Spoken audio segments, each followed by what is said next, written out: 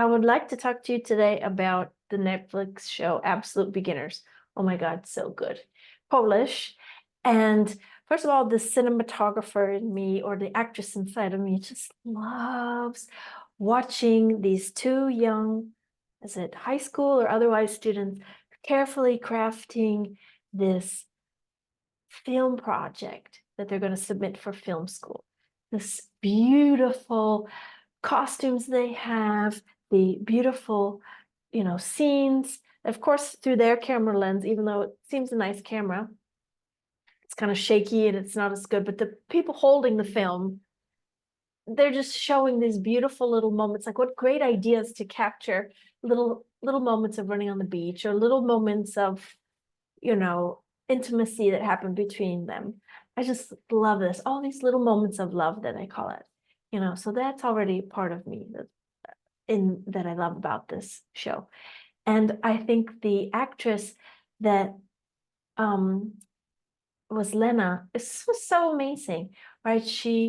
I read something that said she had the challenge of trying to make this a subtle character where people aren't just going to say, oh yeah, it's obvious you have autism. It's like for people who don't maybe quite understand what the autism spectrum can look like and how it can be very invisible to the naked eye or to people who don't know a lot about it. It can be very subtle and confusing because it doesn't have to be something that like stands out in a certain kind of way, right? And so you just see these little subtle things she does when she's stimming or she's feeling emotionally dysregulated, and you know you see her sort of struggling when she sort of becomes too myopic and too focused on the film, and then her amazing friendship with Nico is, you know, gets bumpy. Like they're even literally wrestling over a SIM card or whatever you call the card that holds the video. So photo card. So yeah, not a SIM card. That's for phone calls. So it shows me my technological knowledge.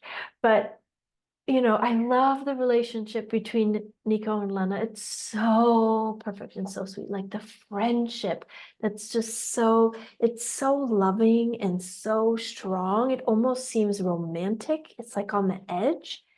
And then you see sort of Lena confused about that. And Nico also like, why don't I want more from her physically? Before it becomes clear to him that he actually likes Igor. So of course, amazing movie about coming of age, about sexual preferences, about sexuality. Like for example, when Nico saves Igor on the beach and Lena's there filming, and you just see this steamy, amazing connection. And I'm just imagining everyone else like, wow, what was that? Are we going to talk about that? Are we going to ever go back to that? And at first, the movie's very subtle. We just see Lena watching it from time to time. We just see her in the series doing that. But there was so much chemistry on screen there. Like, wow, Igor, the tall, like pale, lanky basketball player. Does he like Nico too? I mean, you really see it from him, like, oh my God, thank you for saving me. Thank you for saving my life. I was in a dark place. I was drowning in the ocean.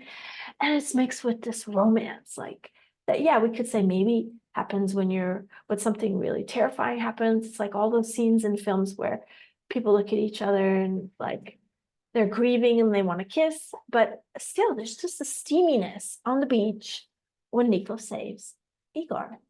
So,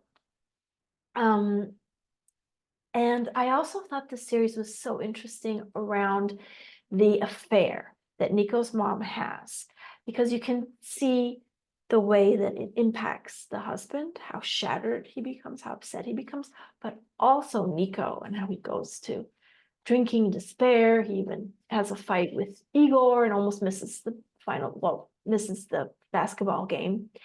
But that scene when they're in this like hideaway church with, a place that not many people know about, and he brings Igor there and he sees his mom has brought another man there. That is just so like two generations coming in to do, the stuff you don't want other people to see. For the mom, it's an affair with and outside of the marriage, and for Nico to have a date in this cute little shirt with this man. And I also just feel like, oh, mom, did you really have to rein Lena in and say, I need your help? Can you basically lie for me to Nico's father and basically, tell him that she's with her mom, Lena's mom? It's just like, and you can know the dad can see right through it and he gets upset, angry in the kitchen. So I just felt like, talk about non-consensual non-monogamy. It's like that's just an affair. She's just trying to hide it. She's just trying to do it. She's just trying to get away with it. And by the way, on that note, I don't want to forget to mention a little bit about Lena's mom and dad. It was kind of interesting, right? It was interesting how Lena's mom was with her, just sort of, she felt sort of hands off, but sort of like, I need you emotionally, come here. Oh, I can't tell you what to do. You can't come to the hotel. Oh, I miss you. I'm going to drive by in my truck. But oh, I didn't invite you to Italy. And it's just kind of okay. And made me wonder about the mom a little bit.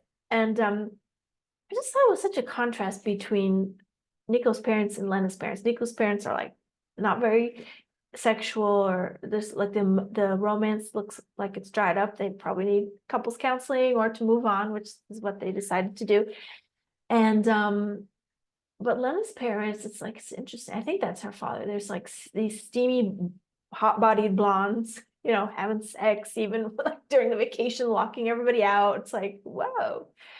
And Lena's dad or that man is so like not really part of her life so much. Like he watches her final project and stuff, but when she cuddles into bed and surprises mom, like the dad / man just kind of gets out of the bed. I don't know, it's just I just wanted to highlight that contrast. So anyways, these are some thoughts I have about that show. Thank you for watching.